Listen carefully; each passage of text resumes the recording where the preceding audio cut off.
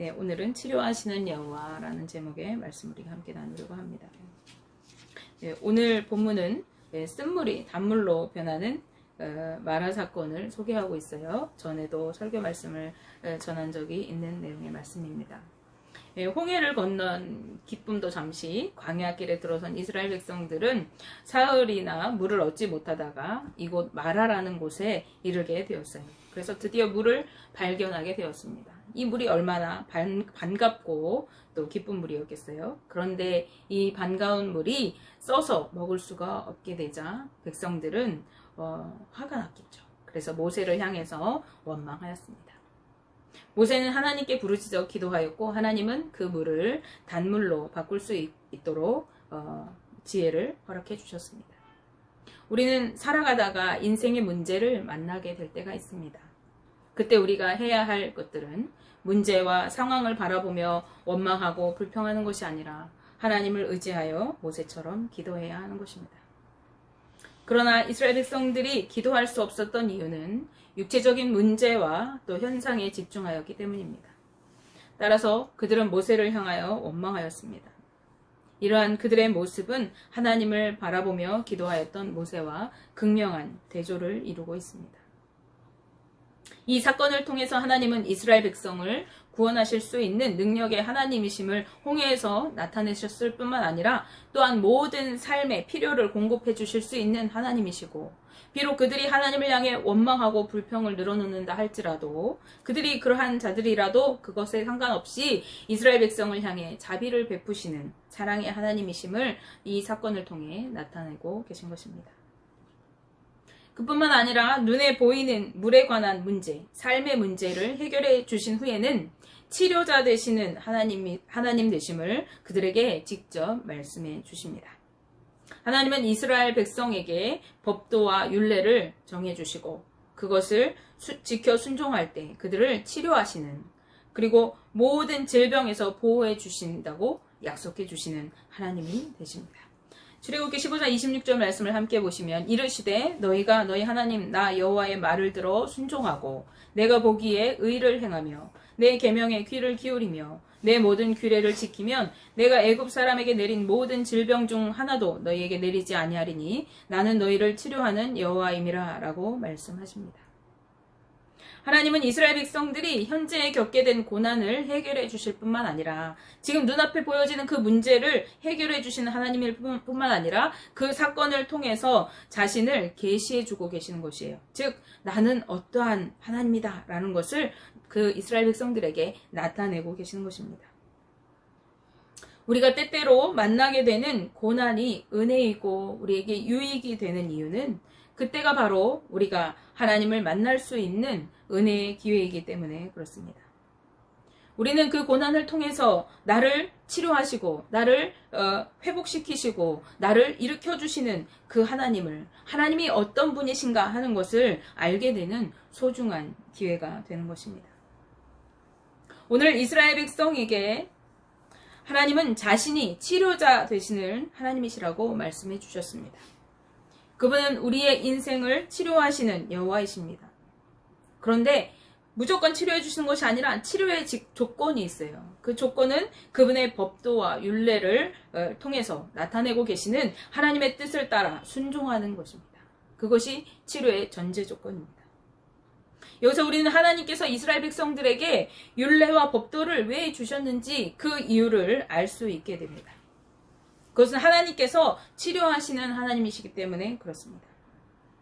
하나님은 율례와 법도, 즉 율법을 통해서 이스라엘 백성들의 패역하고 완악한 성품을 치료하셔서 하나님의 징계를 면하게 하시고 그로 말미암아 늘 하나님의 백성으로서의 특권을 누리게 하시기 위해서 그들에게 율법을, 즉 말씀을 주신 것입니다. 뿐만 아니라 이스라엘 민족들이 혹시 범죄하여서 하나님의 징계를 받을지라도 다시 돌이켜 이 법에 그리고 율례에 따라서 말씀을 지킨다면 그들을 다시 하나님의 백성으로 회복시키실 수 있는 길을 열어주시기 위해서 그들에게 율법을 주신 것입니다.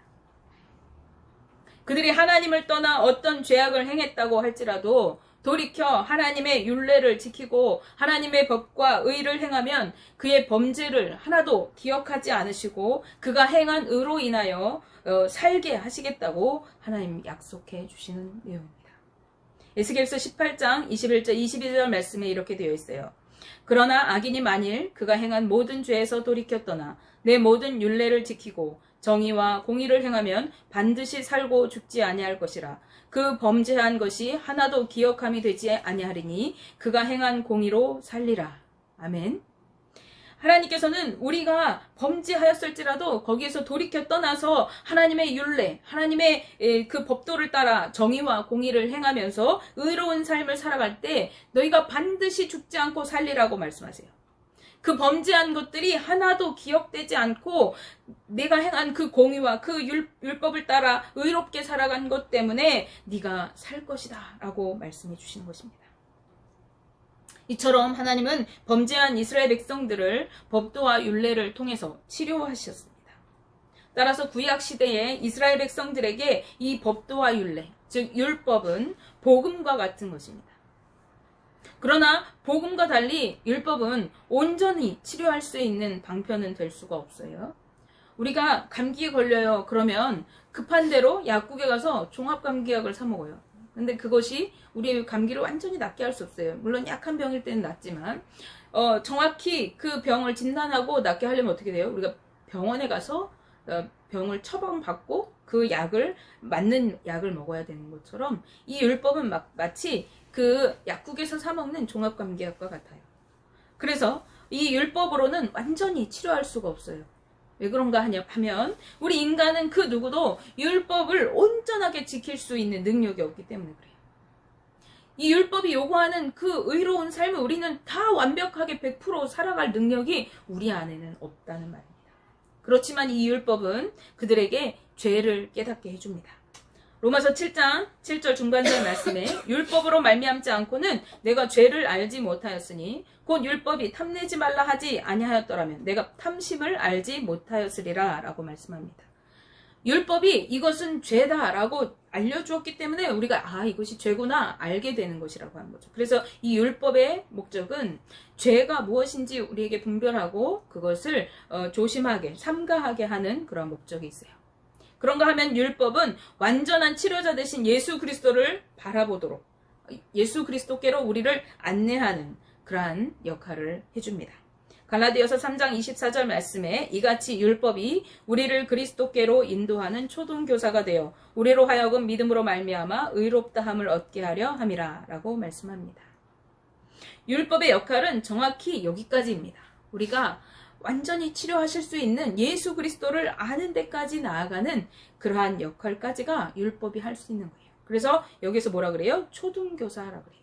우리가 학문을 이렇게 배워나가는 가장 기초가 초등학교 학문이잖아요. 그 학문을 뛰어넘고 나면 중등교육, 고등교육, 대학교육을 받을 때 이제는 더 이상 초등교육은 우리가 쳐다보지 않는 것처럼 우리가 예수님께로 나아가는 그 기초가 이 율법인데 예수님을 만나고 나면 이 율법은 그 효용가치를 다한 거예요.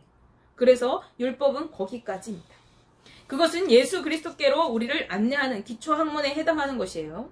진정한 치유는 오직 예수 그리스도를 통해서만 이루어질 수 있는 것입니다. 예수 그리스도는 죄와 허물로 죽었던 우리를 치료하여 살리려고 이 땅에 오신 분이십니다. 예수님도 자기 자신을 의사로 소개하셨죠. 마태복음, 마가복음, 누가복음에서 나는 의인을 부르러 온 것이 아니라 죄인을 부르러 왔다. 건강한 자에게는 의사가 쓸데없다. 이렇게 말씀하셔요. 그 중에 하나 누가복음 5장 31절 32절 말씀을 읽어보겠습니다. 예수께서 대답하여 이르시되 건강한 자에게는 의사가 쓸데없고 병든 자에게라야 쓸데있나니 내가 의인을 부르러 온 것이 아니요 죄인을 불러 회개시키러 왔노라 라고 예수님이 말씀하십니다. 예수님은 죄와 허물로 죽었던 우리 인생들을 살리실 뿐만 아니라 타락하여 부패한 자로 하여금 영과 마음과 지식까지도 예수 그리스도로 새롭게 하시는 그러한 분이세요. 완전히 전혀 다른 새로운 피조물로 우리를 거듭나게 하여서 하나님 나라의 백성으로 하나님의 자녀로 하나님 나라 시민권으로 누리며 살게 되는 그러한 완전한 치료를 이루시는 분이 바로 예수 그리스도이십니다. 그래서 바울은 빌립보 교인들에게 이렇게 빌립보서 4장 20절 말씀에서 말씀하세요. 그러나 우리의 시민권은 하늘에 있는지라 거기로부터 구원하는 자 곧 주 예수 그리스도를 기다리노니. 아멘. 우리는 이 세상에 살아가지만 세상의 시민권을 두고 우린 대한민국 국민, 시민으로서 살아갑니다. 오산시 시민으로. 하지만 우리의 시민권이 어디에 있대요? 하늘나라에, 천국에 있어요. 우리는 구원받은 자들이기 때문에 구원받은 자들은 시민권이 하늘에 있는 자들이라는 것을 우리는 알아야 돼요. 그래서 이 말씀을 통해서 우리는 구원받은 우리가 새로운 전혀 다른 우리가 대한민국 국민에서 하늘나라 국민으로 이제 우리의 신분이 바뀌었구나, 우리 존재가 바뀌었구나 라는 것을 설명해 주는 말씀입니다. 본문에서 보시면 하나님께서는 지금 물이 없어서 불평하고 있는 이스라엘 백성들에게 이 놀라운 하나님의 속성을 말씀하고 계시는 것이에요. 인생의 모든 문제를 치료하시고 해결하실 수 있는 분이 바로 이 하나님이십니다. 그리고 인생의 모든 문제 중에 가장 큰 문제가 바로 죄의 문제입니다. 왜냐하면 죄는 하나님과 우리의 관계를 단절시키기 때문에 그래요. 그리고 하나님 없는 인생은 죄의 장아찌로 살아갈 수밖에 없습니다. 그리고 그 죄로 인해서 모든 어려움과 문제들을 끌어안고 살아가게 되었습니다. 그래서 하나님 없는 삶은 죄악 가운데 살다가 그 죄의 결과로 고통과 아픔과 괴로움 속에 신음하다가 결국 멸망길로 가는 인생인 것입니다. 그러기에 이 죄의 문제를 해결해야 돼요, 우리는. 그런데 그 치료자 되시는 하나님께로 우리가 나아가야 되는 거죠. 그러기에 치유의 조건, 그 시작은 율례와 법도, 즉 율법을 통한 하나님의 뜻에 순종하면서 다시 그 하나님께로 나아가고 그분과의 관계를 회복하는 것에서부터 시작하는 것입니다. 룻기에 등장하는 미리암이라는 여인이 있습니다. 그녀는 유다 베들레헴에 살고 있었지만 그 땅에 흉년이 들게 되자 눈앞의 상황을 바라보고 온 가족이 살기에 어렵지 않을 것 같은 이방 땅인 모압으로 이주하게 됩니다. 이 땅이 너무 흉년이 들어서 먹을 것도 없고 괴로울 것 같으니까 우리 저 좋은 나라로 미국으로 이민 가자, 이렇게 해서 이제 모압 땅으로 이민을 갔는데 가자마자 얼마 되지 않아서 그의 남편 엘리멜렉이 죽고 말았어요. 자신의 삶을 책임져주는 바운더리인 남편이 죽고 난 이 과부인 이 나오미에게 그래도 소망이 아직 있어요. 그녀에게는 아직 말론과 기련이라는 두 아들이 남아 있었던 것입니다. 나오미는 그 땅에 살면서 모압 여인, 이방 여인인 모압 여인 오르바와 룻을 며느리로 맞아들여서 10년 동안 그 땅에서 생활하면서 살아가게 되어져요. 이방 땅에서 살면서 이방 문화에 젖어서 10년 동안 살아가는 동안 그의 두 아들마저 모두 차례로 죽고 말았습니다. 눈에 보이는 흉년이라는 위기 앞에서 현상과 상황에만 집중한 그녀는 이방 땅인 모압에 가서 잘 살아보려고 했지만 오히려 10여 년 만에 남편과 두 아들마저 잃고 가세가 기울고 말았습니다. 그때 여호와 하나님께서 그녀가 떠나온 유다 땅을 다시 돌보시고 그들에게 양식을 주셨다는 소식을 듣게 되었습니다. 그 소식을 들은 그녀는 이제 다시 삶을 정리하여서 자신의 고향인 유다 땅 베들레헴으로 돌아오게 되었습니다. 그러나 돌아온 그녀는 떠나갈 때와는 전혀 다른 모습입니다. 떠나갈 때는 남편도 있고 아들도 있고 자신이 가지고 있던 재산도 있었어요. 그런데 이제 가정을 다 이끌어줄 남편도 자신의 소중한 두 아들도 다 잃었습니다. 재산도 없이 빈 몸으로 돌아온 그녀 옆에는 그를 쫓아서 내가 어머니 가시는 곳에 나도 가겠습니다 라고 졸졸졸 쫓아온 이방 모압 여인 며느리 룻 한 사람 있었습니다. 그녀가 10년 만에 며느리와 함께 거짓골을 해가지고 유다 베들레헴으로 돌아오니까 온 성이 떠들썩했어요. 그녀가 과연 나오미가 맞는지 사람들이 저 여인이 그 나오미 맞느냐고 계속 물었어요. 그때 나오미가 이렇게 대답합니다.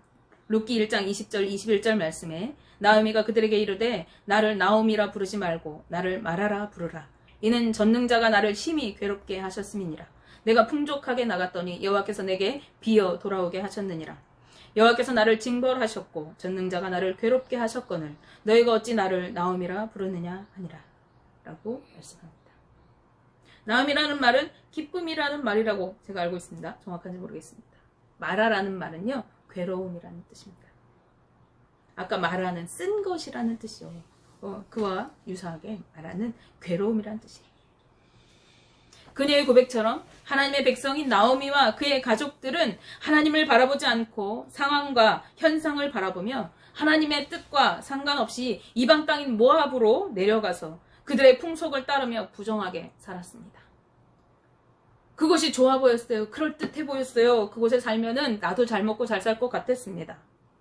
그래서 그 이방 문화를 따라 살아가면서 하나님과 전혀 관계없이 살았던 것입니다. 무려 10년 동안. 그리고 그렇게 사는 동안 그녀는 괴로움과 고통 속에 살았다고 고백하였습니다. 그러나 이제 그녀는 삶의 자리를 털고 고향으로 다시 돌아왔습니다. 이 고향 땅은 어떠한 곳입니까? 하나님의 통치가 이루어지는 유다 땅입니다. 그의 회개는 그의 삶을 치료하고 새롭게 하였습니다. 하나님은 이들에게 기업 물을 짜인 보아스와 만나게 하시고 그의 재산을 회복시켜 주십니다. 뿐만 아니라 남편도 아들도 없어 이제 가업을 이을 수도 없는 그 나오미에게 보아스와 며느리 룻을 혼인하게 하셔서 그 사이에서 아기를 낳아 나오미의 품에 안겨주고 봉양자가 되게 하셨습니다. 사람들이 이렇게 그녀를 위해 일하시는 하나님을 찬양합니다. 룻기 4장 14절에서 16절 말씀입니다. 여인들이 나오미에게 이르되 찬송할지로다. 여호와께서 오늘 내게 기업 물을 자가 없게 하지 아니하셨도다. 이 아이의 이름이 이스라엘 중에 유명하게 되기를 원하노라. 이는 내 생명의 회복자이며 내 노년의 봉양자라. 곧 너를 사랑하며 7 아들보다 귀한 내 며느리가 낳은 자로다 하니라. 나오미가 아이를 받아 품에 품고 그의 양육자가 되니 라고 성경은 증언합니다. 뿐만 아니라 그 아기는 다윗의 혈통에 이름을 올렸고 그 계보 중에서 메시아이신 예수 그리스도가 태어나게 되심을 우리는 성경을 통해서 알 수 있습니다. 그녀가 삶의 자리를 정돈하고 하나님의 통치가 이루어지는 거룩한 땅, 그 유다 베들레헴에 다시 돌아와 이르렀을 때 그 속에서 살아가면서 자연히 하나님의 율법을 따라 행하며 살아가게 되었을 것이고 그때 하나님은 그녀를 치유하시고 회복시키셨습니다. 그의 모든 문제들을 해결해 주시고 그녀에게 가장 적합한 삶으로 즉 바른 길로 좋은 길로 축복의 길로 인도해 주셨습니다. 신약시대로 넘어오게 되면 예수 그리스도의 복음을 통해 우리는 죄로부터 모든 것을 치료받고 하나님과 화목하게 되어서 관계가 회복되며 화평을 이루게 됩니다. 우리가 예수 그리스도를 믿고 복음을 받아들일 때 우리의 삶의 치유가 이루어지고 완전한 새 사람으로 거듭나게 되는 것입니다. 오늘은 종교개혁 주일입니다. 어제 불미스러운 사고가 있었습니다. 우리는 종교개혁주의를 지키는데 세상은 귀신의 문화를 받아들여서 흥청망청 즐기느라 많은 사람들의 목숨, 그것도 젊은 사람들의 목숨을 잃었습니다. 루터가 종교개혁할 당시에도 세상이 타락하였습니다. 특별히 그때는 교회가 타락했어요. 오늘날 교회도 마찬가지죠. 교회가 물질주의에 물들었습니다. 그 교회에서 물질을 얻기 위해서 면제부를 팔고 또 그것으로 부를 축적하고 이러한 일들을 행했고 그회에서 너희들이 열심히 착하게 살면 구원받을 수 있다라고 또 너희 몸을 쳐서 너희가 검소하게 살면 구원받을 수 있다라고 했어요. 그래서 수도사들이 검소한 삶으로 또 자신을 고행하는 삶으로 살아갔습니다. 루터가 성경을 읽다 보니까 구원은 그런 것에 있는 것이 아니라 하나님의 말씀을 믿고 예수 그리스도를 믿을 때 그 믿음으로 구원받는다는 것을 깨닫게 되었어요. 그래서 95개제에 반박문을 내고 모든 관습과 인간의 노력으로 구원을 얻으려는 허황된 신앙이 아니라 오직 말씀으로 돌아가자고, 오직 그 복음의 본질로 돌아가자고 외쳤던 순간이 바로 종교개혁의 시작입니다. 오늘은 그 날을 기념하는 날입니다. 종교개혁의 취지는 무엇이냐? 우리 삶 가운데서 잘못되어진 것들, 하나님과 멀어져 있는 것들, 음란하고 더러운 것들, 죄악에 젖어 있는 것들 다 돌아보고 내려놓고 다시 복음 앞에 일어서자. 다시 주님 앞에, 그 말씀 앞에 서자라고 하는 것입니다. 우리는 죄의 자리에서 돌이켜 예수 그리스도를 구주로 믿고 진리의 말씀을 따라 살기로 결단한 하나님의 백성들입니다. 그러나 우리가 믿음 생활을 하면서 우리가 철저하게 하나님 말씀대로만 살았다고 우리 말할 수 없죠. 우리는 살아가면서 하나님 없는 것처럼 살아갈 때가 너무나도 많고, 또 그런 사람들이 젖어서 그것이 죄인 줄도 모르고 우리는 습관적으로 똑같은 죄를 반복하며 살아가요. 그러나 이제 종교개혁의 그 시기에 루터가 자리를 박차고 일어나서 오직 말씀으로 살겠다고 새 결단을 했던 것처럼, 이제 우리도 죄의 자리에서 돌이켜 말씀을 따라 순종하며 우리의 삶의 모든 문제를 치유하시고 회복시키시는 하나님을 경험하며 살아가게 되시는 주님의 거룩한 백성으로 세워지는 귀한 은혜의 삶이 되시기를 주님의 이름으로 축복하며 기도합니다.